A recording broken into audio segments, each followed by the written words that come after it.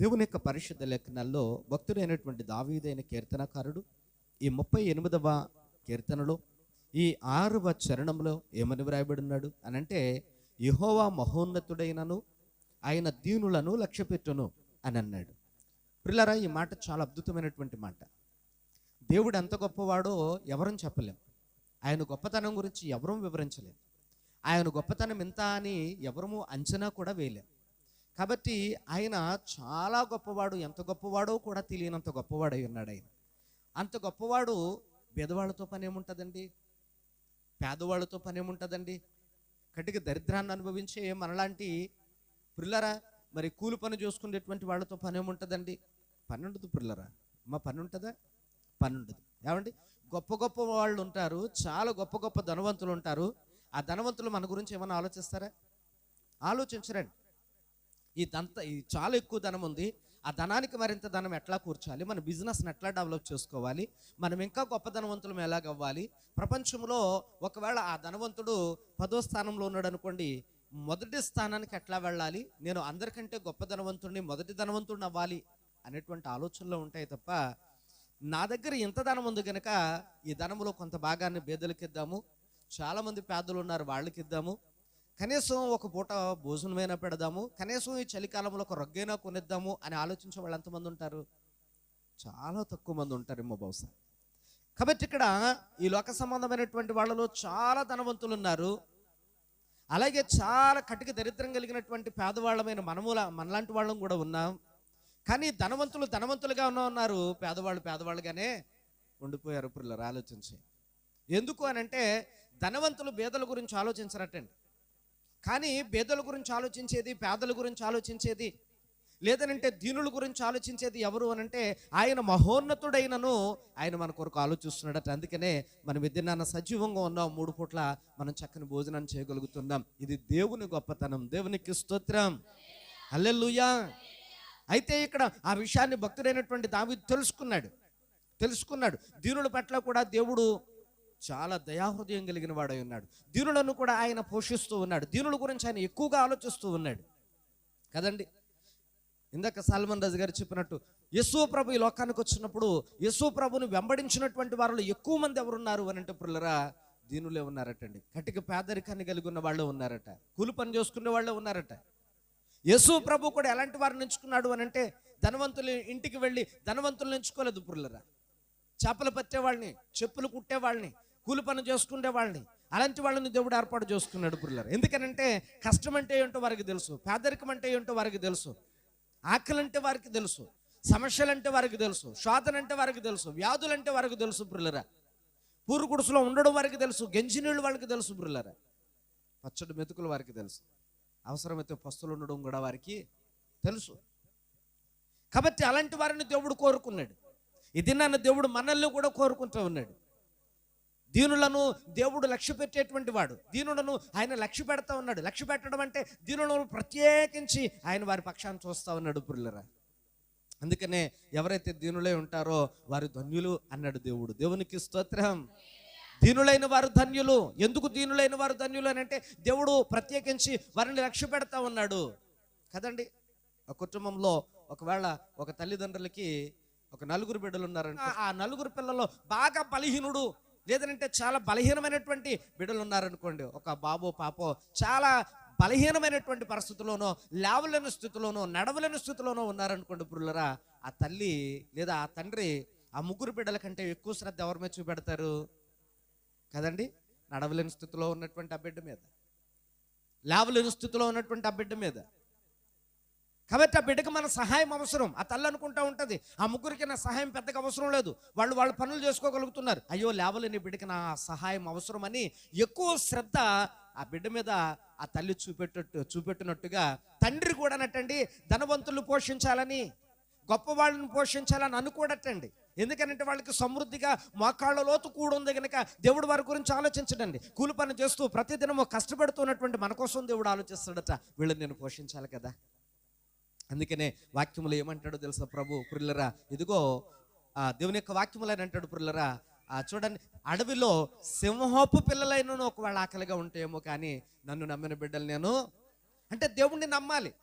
మనం ఏం చేస్తామో తెలుసండి, అమ్మ వినండి, మనం ఏం చేస్తామనంటే మన బాధలు పట్టుకుని నేను కష్టపడకపోతే నన్ను ఎవరు పోషింటారు, నేను కష్టపడకపోతే నా అప్పులు ఎవరు తీరుస్తారు, నేను కష్టపడకపోతే నా కుటుంబం ఎలా ముందుకు వెళుతుంది, నేను కష్టపడకపోతే నా కుటుంబంలో ఉన్నటువంటి సమస్యలు ఎలా తీరుతాయని మన కోసం మనమే ఆలోచించుకుంటూ ఉంటాం. అందుకని వాక్యంలో దేవుడు అంటాడు, పుల్లరా నీ కడుపే నీకు దేవుడు అయ్యాడా, అయితే నీ కడుపు కోసం నువ్వే కష్టపడతావు, నీ ఆకలి ఎవరో తీర్చరు. ఒకవేళ నువ్వు దేవుని మీద ఆనుకున్నావా, నీ ఆకలి గురించి దేవుడు ఆలోచిస్తాడు, నీ అప్పుల గురించి దేవుడు ఆలోచిస్తాడు. ఎందుకంటే నువ్వు దేవుని దగ్గరకు వచ్చి నువ్వు దేవుని పని చేస్తావు అన్నావు కనుక మరి నీ కొరకు ఆలోచించకపోతే దేవుడు ఇక నీకు దేవుడు ఎందుకు? అంతే కదండి. కాబట్టి పురులారా, మనము దేవుని కొరకు ఆలోచిస్తే మన కొరకు దేవుడు ఆలోచిస్తాడు. మనము దేవుని పని చేస్తే ప్రభు మన పని కూడా చేయాలని ఆయన అనుకుంటూ ఉన్నాడు పురులారా. కాబట్టి మనం ఏమనుకున్నామనంటే, నా బాధ పాస్టర్ గారికి ఏం తెలుసు, దేవునికి తెలుసు కదా. ఇక్కడికి వచ్చి ఆ బాధ చెప్పుకుంటే పురులారా, ఈ వారమంతా దేవునికి దారి చూపెడతాడు, ఈ వారమంతా నీ కష్టాన్ని ఆశీర్వదిస్తాడు, ఈ వారమంతా నీకు వచ్చే ప్రతి రూపాయిని అక్కడికి వచ్చినట్టు దేవుడు దీవిస్తాడు పురులారా. మరి అది దేవునికి ఇవ్వకపోతే ఆ సమయాన్ని మనం కష్టపడిందంతా సిల్లు చెంచులో వేసినట్టు అయిపోతా ఉంది. కాబట్టి పేదల కొరకు దేవుడు ఆలోచిస్తున్నాడు. మరి నువ్వు దేవుని కొరకు ఆలోచిస్తున్నావా?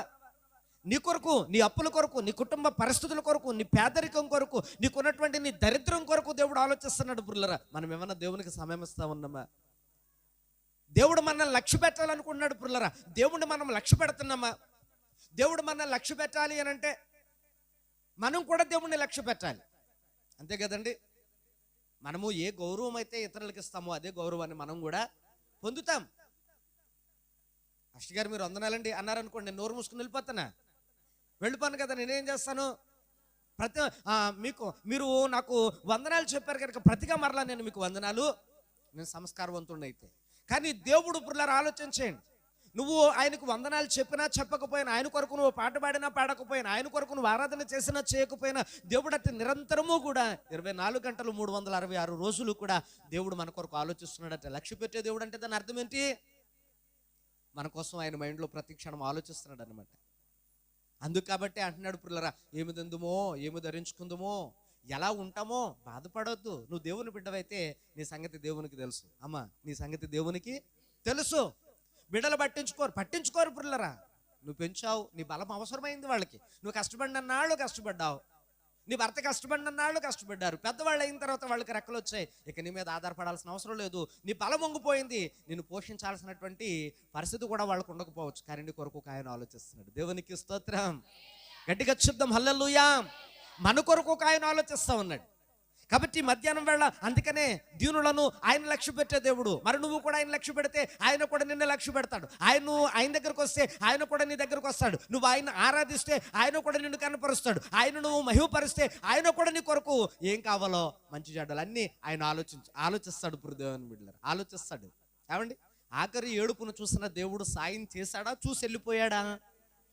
బాగా చెప్పాలి. సాయమే చేశాడు పురులరా. అసలు వాళ్ళకి బతుకు తెరివే లేదు. అక్కడ బ్రతుకు తెరివి ఏమన్నా ఉందండి? అక్కడ అన్య ప్రాంతంలో వాళ్ళని పట్టించుకున్నవాడు ఆవిడున్నాడు, కానీ దేవుడు పట్టించుకున్నాడు.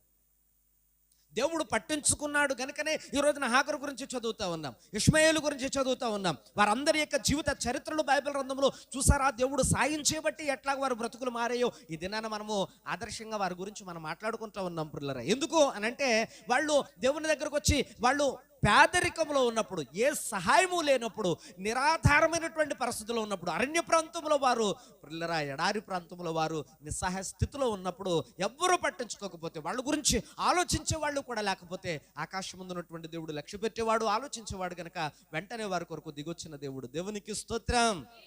వారిని పట్టించుకున్న దేవుడు పురులరా. ఈ రోజున మనం దేవుడిని పట్టించుకోకపోవడం వలన కొన్ని పరిస్థితులు మనకు ఎదురైనప్పుడు వాటిలో మన బాధలేవో మనమే పడాల్సి వస్తుంది, మన కష్టాలు ఏమో మనమే పడాల్సి వస్తుంది.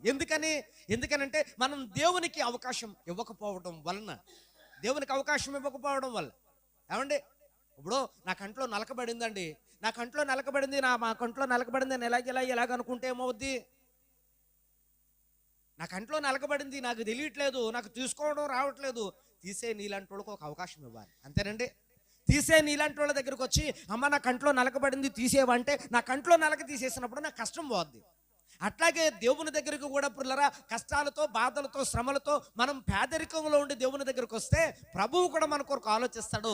మన స్థాయికి తగ్గట్టుకు మనకి దేవుడు ఏదో సాయం చేస్తాడు పుల్లరు. ఎందుకనంటే దేవుడు సహాయకుడు కదండి. ఆపత్కాలం ముందు యెహోవా నమ్ముకొనదగిన సహాయకుడు. అనేకమైన విషయాల్లో ఆయన చేసిన సహాయం ఈ లోకములో ఏ మానవ మాత్రుడు చేయలేడు. చేయగలడండి? ఏ మానవ మాత్రుడు చేయలేడు.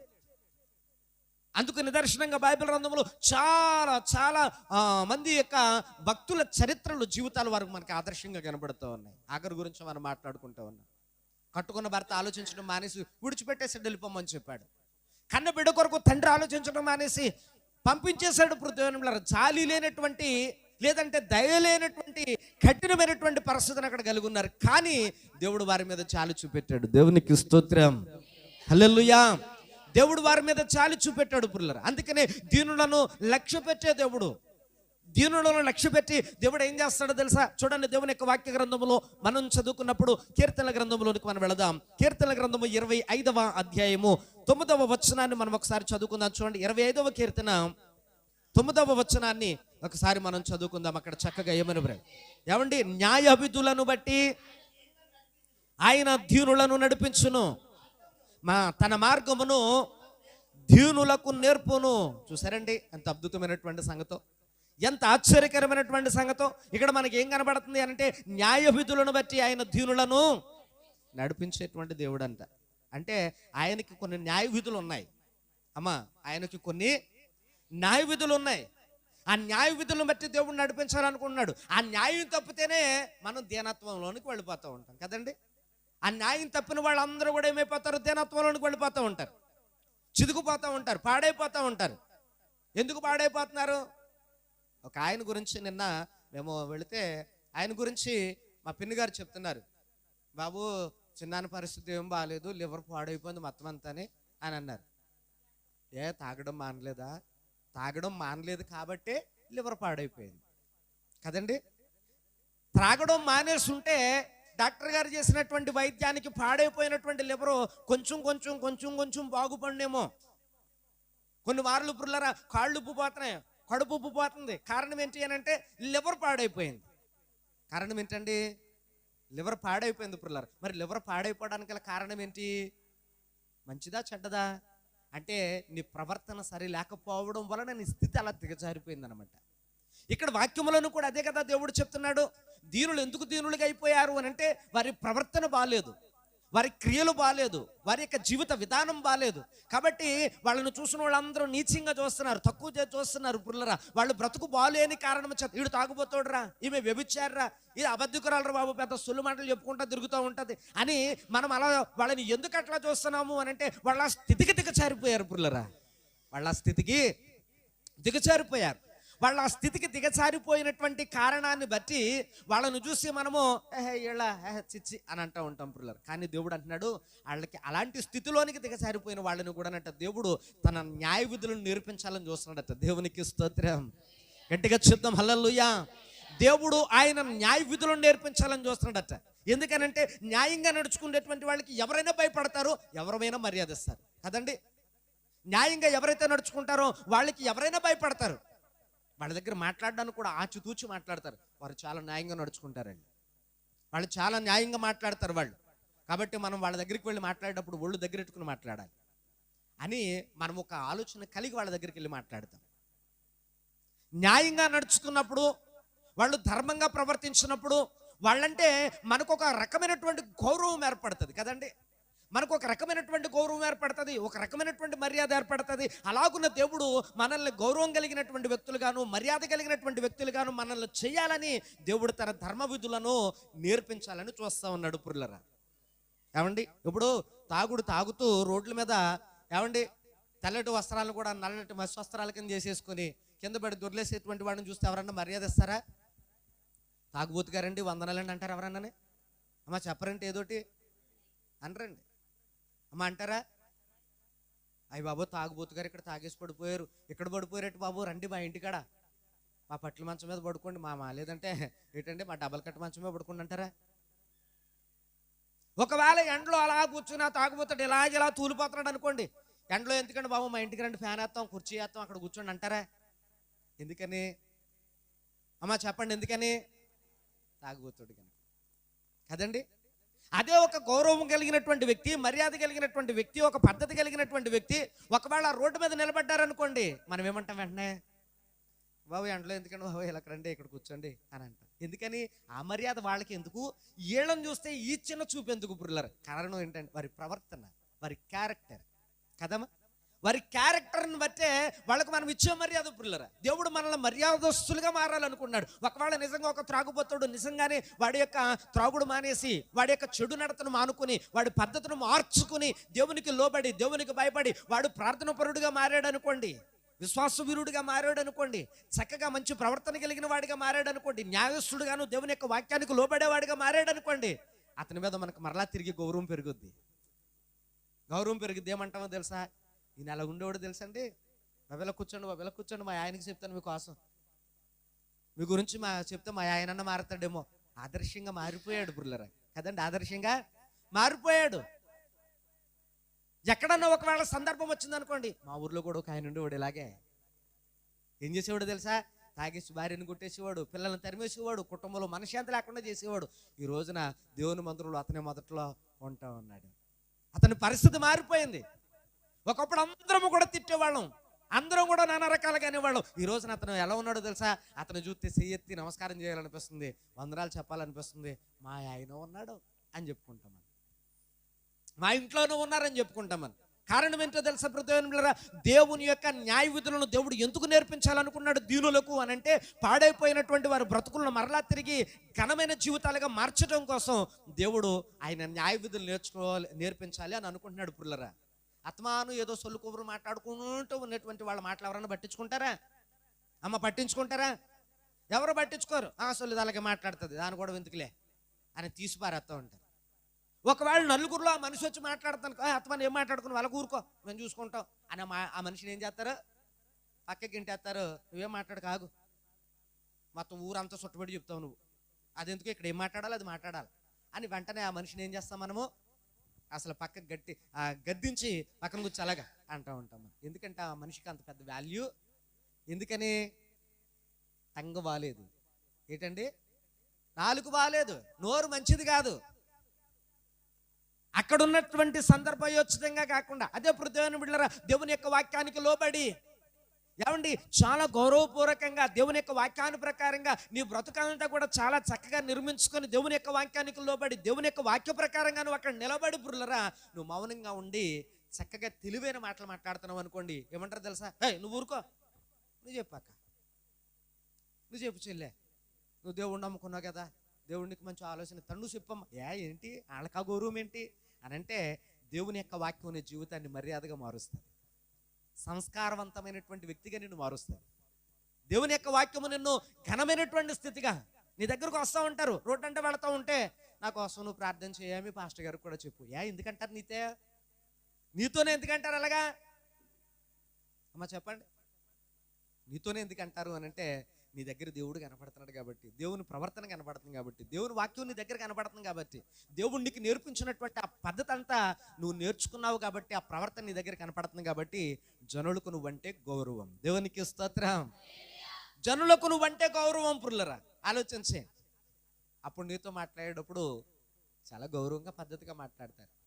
దేవుడు అంటున్నాడు దీనులను లక్ష్య పెట్టి, అంటే వాళ్ళు దిగసారిపోయినటువంటి వాళ్ళు కనుక వారిని లక్ష్య పెట్టి నేను వారికి నా న్యాయ విధులను నేర్పించి, ఇంకేమని చెప్తున్నాడండి వాక్యంలో?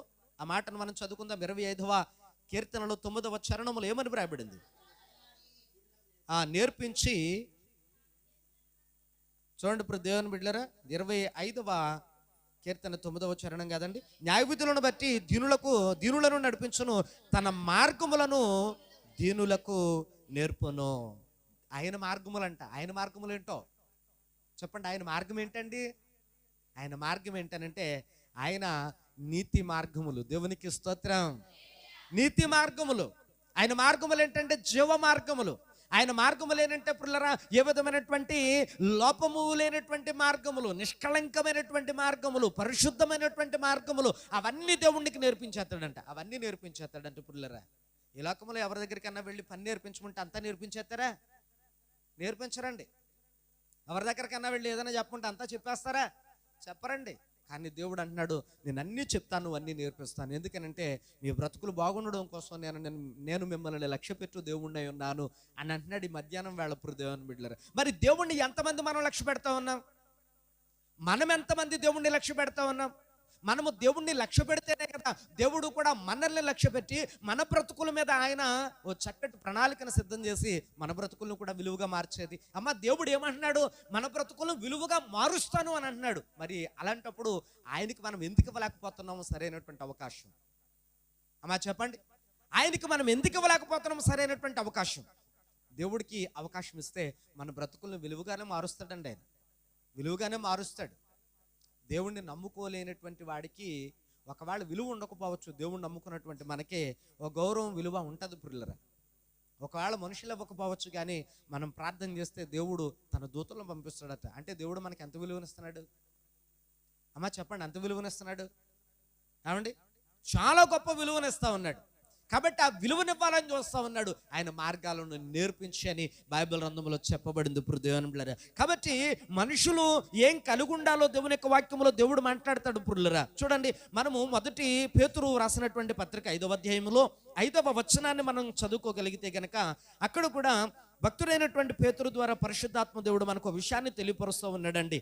ఒకసారి మాటను చదువుకుందాం. చూడండి ప్రియులారా, మొదటి పేతురు రాసినటువంటి పత్రిక 5వ అధ్యాయం 5వ వాక్యంలో ఏమని రాయబడింది?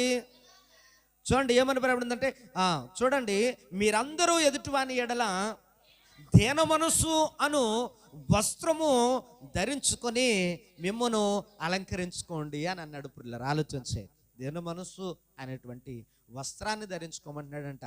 ఇది దీన మనస్సు అనేటువంటి వస్త్రం అది ఎలా ఉంటుందండి? అమ్మా, ఏ రంగులో ఉంటుంది? పసుపులో ఉంటుందా? పచ్చలో ఉంటుందా? ఎరుపుగా ఉంటుందా? తెల్లగా ఉంటుందా? నల్లగా ఉంటుందా? నీలంగా ఉంటుందా? అమ్మా, ఎలా ఉంటుంది? ఎలా ఉంటుందనంటే, ఇది కంటికి కనపడేది కాదు, ఆత్మ సంబంధమైనటువంటి వస్త్రం. దేవునికి స్తోత్రం.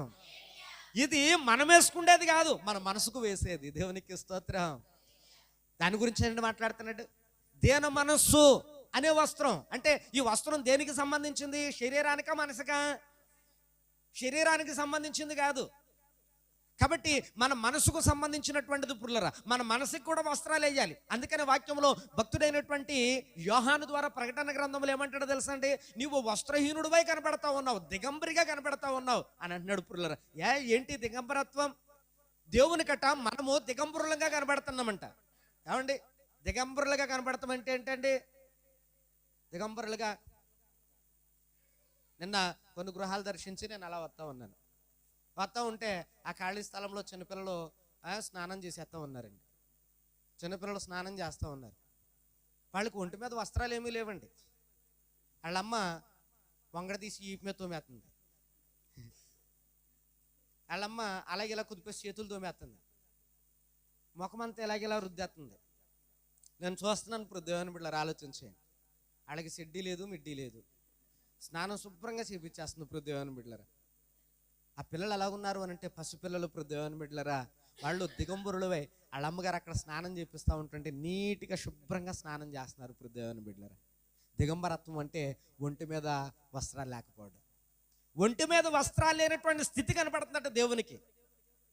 అది ఒంటి మీద కాదు దేవుని బిడ్డలారా, ఈ ఒంటి మీద కాదండి, ఈ శరీరం మీద కాదు. ఈ శరీరం మీద మనం సిగ్గు కప్పుకోవడానికి మనకు వస్త్రాలు ఉన్నాయి, ఖరీదైన వస్త్రాలు ఉన్నాయి, చాలా వేలలో పెట్టుకొనుకుంటాం మన వస్త్రాలు పుల్లరా. కానీ ఆత్మ సంబంధమైనటువంటి వస్త్రాలు ఎంత విలువ పెట్టినా కొనబండి, అవి ఫ్రీగా ఇస్తానంటున్నాడు దేవుడు పుల్లరా. భక్తితో సాధించుకోవాలి. దేవునికి స్తోత్రం. కాబట్టి ఇక్కడ దీన మనస్సు అనేటువంటి ఆ వస్త్రాన్ని నీ మనసుకు ధరింపచేయి. ఆ మనసును ధరించుకో, ఆ దీన వస్త్రాన్ని ధరించుకో అని చెప్పాడు. ఇది ఎక్కడ దొరుకుద్ది? ఇది ఎక్కడ దొరికింది అని అంటే, ఇదిగో దేవుని యొక్క న్యాయ విధులు నువ్వు నేర్చుకున్నప్పుడు, దేవుని యొక్క ధర్మశాస్త్రాన్ని నువ్వు నేర్చుకున్నప్పుడు, దేవుని యొక్క ఆజ్ఞలను పాటించగలిగినప్పుడు, దేవుని యొక్క మార్గంలో నువ్వు నడిచినప్పుడు, ఆయన మాటకు లోబడినప్పుడు, ఆయన మాటకు నువ్వు భయపడినప్పుడు, ఆయన మాట ప్రకారంగా నీ బ్రతుకును మార్చుకుని ఆయన మాటకు నీవు విలువనిచ్చి ఆ ప్రకారంగా జీవించినప్పుడు దేవుని బిడ్డలారా, అప్పుడు ఆయన ఆ వస్త్రాన్ని తీసుకొచ్చి నీ దగ్గరికి ఇచ్చి అమ్మాయి ధరించుకో అంటాడు. దేవునికి స్తోత్రం. గట్టిగా చెప్దాం హల్లెలూయా. కాబట్టి పురులరా, దేవుని యొక్క వాక్యంలో ప్రభువు చెప్తున్నాడు, దీన మనస్సు అనేటువంటి వస్త్రాన్ని నువ్వు ధరించుకో, నీ మనసుకు వేసుకో, నీ మనసుకు వేసుకో. ఎందుకు దీన మనస్సు అనేటువంటి దాన్ని దేవుడు ధరించుకోమని చెప్పాడు తెలుసా అండి? ఈ మనసుకండి అంతూ పొంతూ లేనన్ని కోరికలండి బాబు. అమ్మా, అంతూ పొంతూ లేనన్ని కోరికలు కదండి. మనమేమో పైకి ఎలా ఉంటాం, మనసులోనేమో బంగారం వేసుకుంటే బాగుండు, చెవులు కట్టుకుంటే బాగుండు. చూసారా పిల్లరా? మనసులో అలా ఊహించుకోండి ఒకసారి. చెవులీలు, పెద్ద పెద్ద చెవులీలు. అమ్మ కళ్ళు మూసుకోండి, అందరూ ఊహించుకోండి. పెద్ద పెద్ద చెవులీలు, పాపిడి బిళ్ళ, ఏమండి శంపశగరాలు, ఏమండి ఏంటండి శంపశగ ఏదో మొత్తం మీద ఎంత పొడుగు జడ, వాలు జడ. అమ్మ కళ్ళు మూసుకొని ఊహించుకోండి. మీకు అర్థమవుతుందండి? నడానికి వడ్డాణం. ఏమండి మనసులో పృథ్వీ రాలాగా. అమ్మ ఇప్పటికే నువ్వు చాలా బాగా అలంకరించేసుకున్నావు, చూడు ఎంత బాగున్నావో నువ్వు. పిల్లలు ఆలోచించే అరవంకీలు, అర్థమైందండి? అంజొంగరం. పిల్లరా ఆలోచన చేస్తున్నారు మీరు ఇవన్నీ. మనసు ఎన్ని కోరుకుంటుందో, అందుకనే దానికి దీన మనసు అనే వస్త్రం వేసేసాయి. దీన మనసు అనే వస్త్రం వేసేసామనుకో పిల్లరా, ఇంకా దానికి ఏ కోరికలు ఉండవు. దేవునికి స్తోత్రం, హల్లెలూయా. కాషాయ వస్త్రాలను ధరించుకుని సన్యాసం తీసుకున్న వాళ్ళకి ఇంకే కోరికలు ఉండకూడదండి. అవి మనక ఏమండి ఉండకూడదండి. ఆ స్త్రీలకైనా పురుషులకైనా ఎవరికైనా సరే వాళ్ళ కోరికలు ఏంటంటే వారు పృథ్వీ సమస్త శారీరక సంబంధమైనటువంటి కోరికలకు స్వస్తి చెప్పి విడిచిపెట్టి వాళ్ళు పురులర యొక్క దేవుని యొక్క ధ్యానంలో ఉండిపోవడానికి సిద్ధపడతారట పురులరా. అది వాళ్ళ యొక్క సిద్ధాంతం. అలాగే ఇక్కడ దేవుని యొక్క వాక్యములో నీ మనసుకు ఆ మనసుకు దీనత్వం అనేటువంటి వస్త్రాన్ని కప్పాలి. ఆ మనసుకు దీనత్వం అనేటువంటి వస్త్రాన్ని కప్పినప్పుడు పురులరా నిరాడంబరమైనటువంటి జీవితం. అప్పుడు ఏమవుతుందో తెలుసా? ఉన్న దాంట్లో సరిపెట్టుకోమంటది నీ మనసు. దేవునికి స్తోత్రం. లేదు అనంటే లేనిపోని ఆశలు రేపుతూ ఉంటుంది నీ మనసు. ఏదన్నా చూసినప్పుడు, ఎవరన్నా వేసుకున్నప్పుడు, దాన్ని చూసినప్పుడు, ఎక్కడికైనా వెళ్ళినప్పుడు, అదేమన్నా చూసినప్పుడు మన మనసు ఆకర్షిస్తూ ఉంటుంది. కళ్ళు చూసిన ప్రతిదీ కూడా మనసు ఆకర్షిస్తూ ఉంటుంది. దాన్ని ఆకర్షించకుండా ఉండాలని అంటే మనసుకి దీనత్వం అనే వస్త్రాన్ని ధరింప చేయాలని వాక్యంలో ప్రభు చెప్తున్నాడు. పురులారా, ఎందుకు దేవుడు దీనత్వం గురించి ఇంత గొప్పగా మాట్లాడుతున్నాడు? ఎందుకు దేవుడు ఇంత దీనత్వం గురించి మాట్లాడుతూ ఉన్నాడు అనే విషయాలను మనం ఆలోచన చేస్తే మరి కొన్ని విషయాలను మనం గమనించినప్పుడు చూడండి, దేవుని యొక్క పరిశుద్ధ లేఖనాల్లో ఆయన అంటాడు, దేవుని బిడ్డలారా, 2వ కొరింథీయులకు రాసినటువంటి పత్రికలో 7వ అధ్యాయము 6వ వచనాన్ని ఒకసారి మనం చదువుకుందామండి. ఏమని వ్రాయబడిందండి అక్కడ? ఆయనను దీనులను, ఆయన దీనులను, దేవునికి స్తోత్రం. ఆయన ఎవరటండి? దీనులను ఆదరించే దేవుడు. అమ్మ వింటున్నారా? ఇలా చూడండి, అందరూ నా వైపు చూడండి. ఇలాగా అందరూ నా వైపు చూడండి. బ్లెస్సింగ్ అందుకే అలా చూస్తాం. అలా చూడమ్మా, చెప్పండి పిల్లరా. ఆయన ఎవరిని ఆదరించే దేవుడట? అది చూసారా? మీరు చూస్తే చెప్తారు. మీకు ఏమంటున్నారు? మీ మైండ్ ఎక్కడికో పోతుంది. అదే బాధ. వారానికి ఒకసారి ఏదో 10 నిమిషాలు కూర్చుంటాం, తర్వాత ఏదో వెళ్ళిపోతాం. ఈ మాటలు కూడా అనకపోతే ఇంకెట్లాగా? ఇప్పుడు చెప్పండి, దేవుడు ఎవరిని ఆదరించేవాడు? అందుకని నేను గమనిస్తున్నాను, ఎవరంటున్నారో ఎవరంటలేదు. ఉన్న తక్కువ మంది కదా, కాబట్టి నాకు అబ్జర్వ్ అయిపోతూ ఉంటుంది. ఏమండి, నలుగురు చెప్పేవాళ్ళు ఎలాగెలాగ అన్నారంటే దాని అర్థం పెట్టి బుర్రకెళ్ళేదని అర్థం. మీకు అర్థమైందా? కాబట్టి ఇక్కడ దేవుని యొక్క వాక్యంలో దేవుడు ఏమన్నా దీనులను ఆయన ఆదరించే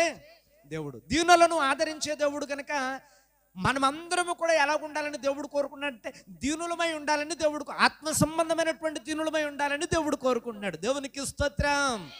ఎందుకనంటే మనం పాట పాడతాం, దీనులకు అండ ఆయనే, కదండి. అండ ఆయనే, మన కొండ ఆయనే, మనకున్నవన్నిటికీ ఆధారభూతుడు ఆయనే. పురులరా, ఎంత మంచి విషయమో! అన్నిటికీ ఆయన మీద ఆధారపడడం ఎంత మంచి సంగతో పురులరు. ఎందుకనంటే అన్నిటికీ ఆయన మీద ఆధారపడినా, అన్నిటికీ నా మీద ఆధారపడుతున్నావు ఏంటి అని అనడండి మన దేవుడు. ఎంత గొప్ప దేవుడో! దేవునికి స్తోత్రం. అలాగ అనడండి మన దేవుడు. పిల్లలు ఆలోచించండి, ఒకవేళ మనము ఎవరికైనా ఏదైనా ఆధారపడి వాళ్ళ మీద ఏదైనా చిన్నదానికి పెద్దానికి వాళ్ళ దగ్గరికి వెళ్ళి అడుగుతూ ఉన్నామనుకో, ఇంకో వాళ్ళు చేతులు లేనట్టు ఇంక అత్తమాను నా మీదే ఆధారపడిపోతున్నావు నువ్వు అని విసుక్కుంటారు, తిడతారు. కానీ ఈ దేవుడు అలాగనుకోడు. దేవునికి స్తోత్రం. పైగా ఏమంటున్నాడో తెలుసండి, అడుగుడు, నీకు ఏం కావాలన్నా నన్ను, ఎప్పుడు కావాలన్నా నన్ను, ఎప్పుడు నువ్వు నా దగ్గరికి రావాలన్నా నువ్వు తట్టుడి అని అంటున్నాడు. పుల్లరా, అంటే ఈ నిసుక్కుండే దేవుడా? లేదని చెప్తున్నాడా? చూడండి ఎంత అద్భుతమైనటువంటి విషయాన్ని దేవుడు మనకి మధ్యాహ్నం వేళ తెలియపరుస్తూ ఉన్నాడు.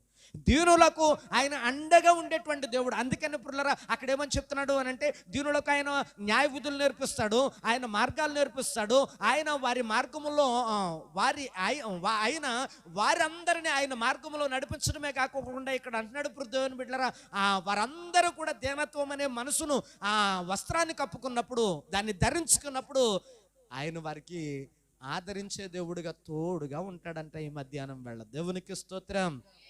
అందుకనే ఇక్కడ దావీదు అంటాడు, ఈ దీనుడు మొర్ర పెట్టగా యెహోవా ఆలకించును కదండి. 34వ కీర్తన 6వ చరణంలో మనం ఆ మాటను చదువుకున్నాం పోయిన వారం పిల్లరా. 34వ కీర్తన 6వ చరణములు, ఈ దీనుడు మొర్ర పెట్టగా యెహోవా ఆలకించును అన్నాడు.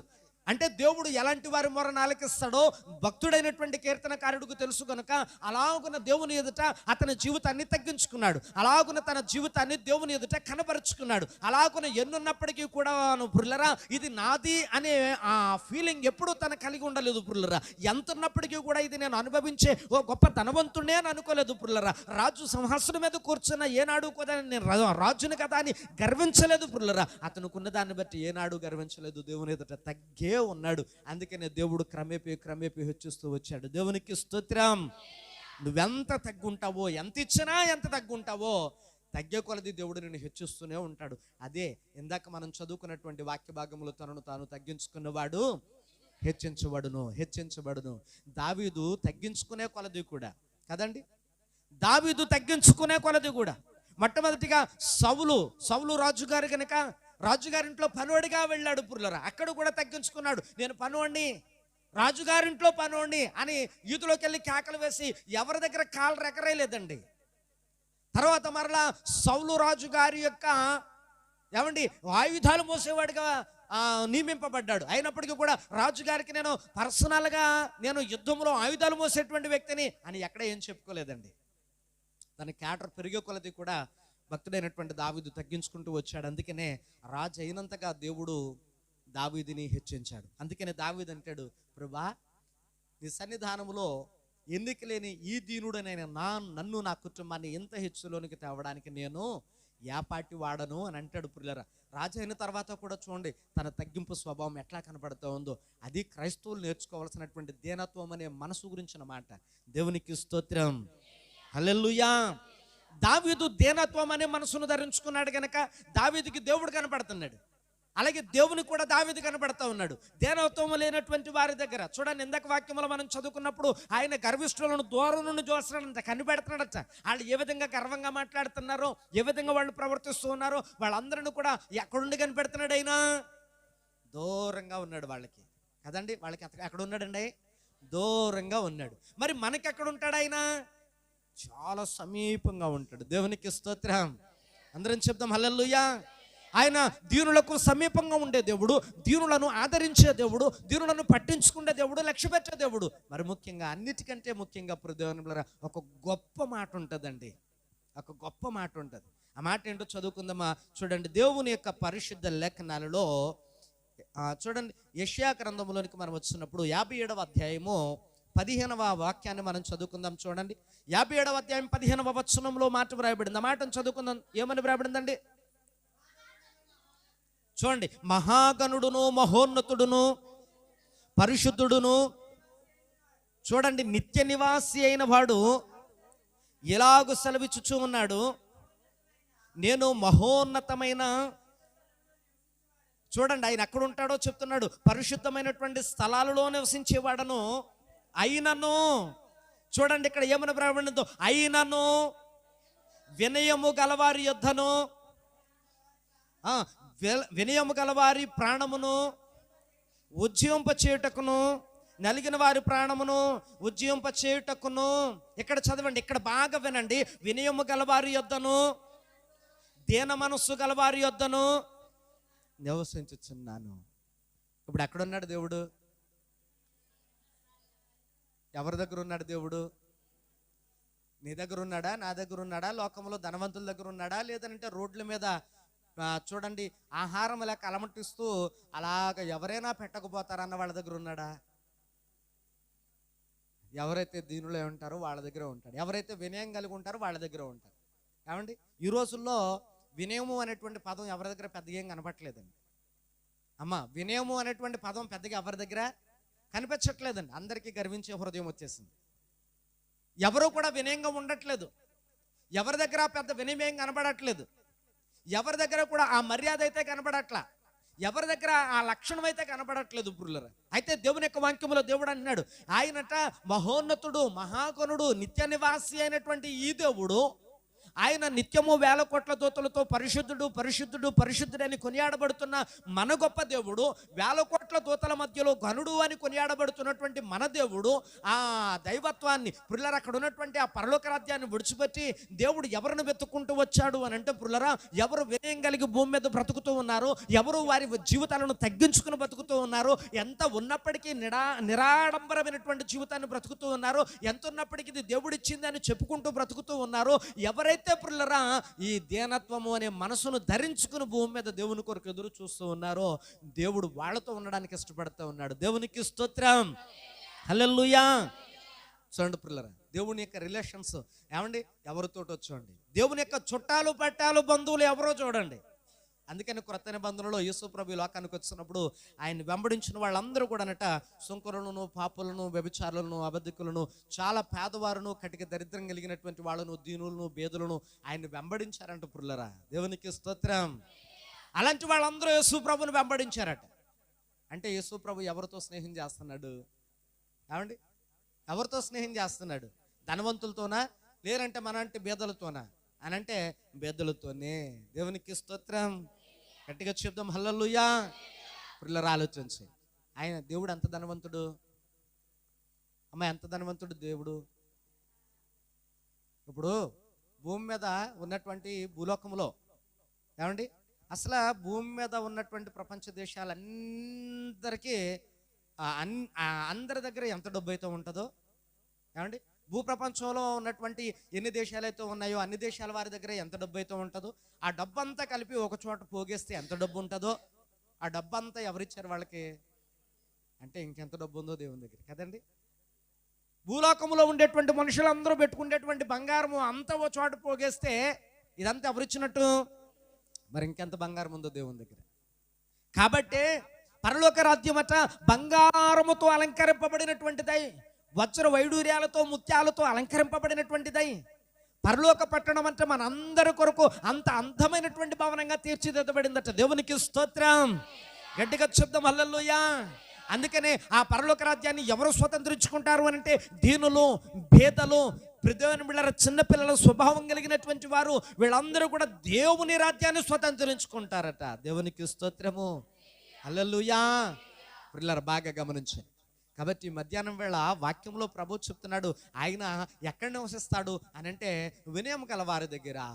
వారి ప్రాణం వినయం గల వారి దగ్గర, లేదనంటే దీనుల దగ్గర దేవుడు ఎందుకు నివసిస్తాడు అని అంటే వారి ప్రాణాన్ని దేవుడు ఉజ్జీవింప చేయడానిక. వాళ్ళు ఎలాగున్నారో చెప్తున్నాడు చూడండి వాక్యములు. ఎలాగున్నారట, ఎలాగున్నారు అని అంటే వీళ్ళు ఆయనను వారి యొక్క వినయము గలవారి ప్రాణమును ఉజ్జీవింప చేయుటకును, నలిగిరి వారి ప్రాణమును ఉజ్జీవింప చేయుటకును అన్నాడు. వీళ్ళందరూ దీనులు అంటే నలిగిపోయారు హృదయంలో, శ్రమల మధ్యలో నలిగిపోయారు, కష్టాల మధ్య నలిగిపోయారు, శోధనల మధ్య నలిగిపోయారు, కుటుంబ గొడవల మధ్య నలిగిపోయారు, భార్యాభర్తలు, బిడ్డలు హృదయంలో నలిగిపోయారు, అప్పుల మూలంగా నలిగిపోయారు, ఎన్నెన్నో వ్యాధుల మూలంగా నలిగిపోయారు. ఏమండి నలిగిపోయారు. ఇప్పటికి కూడా అంటూ ఉంటాం కదండి, బాబు చాలా నలిగిపోతానండి బాబు, చాలా నలిగిపోతాను నేను. ఏమండి నలిగిపోవటం అని అంటే ఏంటో తెలుసా హృదయాన్ని బిడ్డలారా? చాలా భయంకరమైనటువంటి కష్టాలను భరించలేనంతగా అనుభవించటం పిల్లలు. కాబట్టి ఈ మధ్యాహ్నం వేళ వాక్యములో అలాంటి వారిని దేవుడు ఎంచుకుంటున్నాడు, అలాంటి వారిని దేవుడు ఎన్నుకుంటున్నాడు. అన్ని కష్టాల్లో ఉన్నటువంటి వారికి దేవుడు సాయం చేయాలని, వారి మధ్య దేవుడు వారితో ఉండాలని అనుకుంటున్నాడు హృదయాన్ని బిడ్డలారా. అలాంటి వాళ్ళ దగ్గరికైనా ఎందుకు వస్తాడట దేవుడు?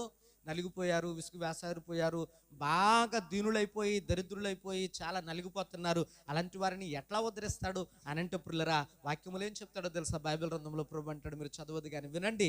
వాక్యములో ప్రభు అంటాడు హృదయంలో, ఇదిగో అలాంటి వారికి నేను వచ్చి వారి దగ్గర ఎందుకు ఉంటాను అని అంటున్నాను అంటే, వారి వెన్ను తట్టి, వారికి ఆలోచన చెప్పి, వారి నడవాల్సిన మార్గమును నేను ఉపదేశించి, అప్పుడు నేను వారిని ఉద్ధరిస్తాను అంటున్నాడు. దేవునికి స్తోత్రం, హల్లెలూయా.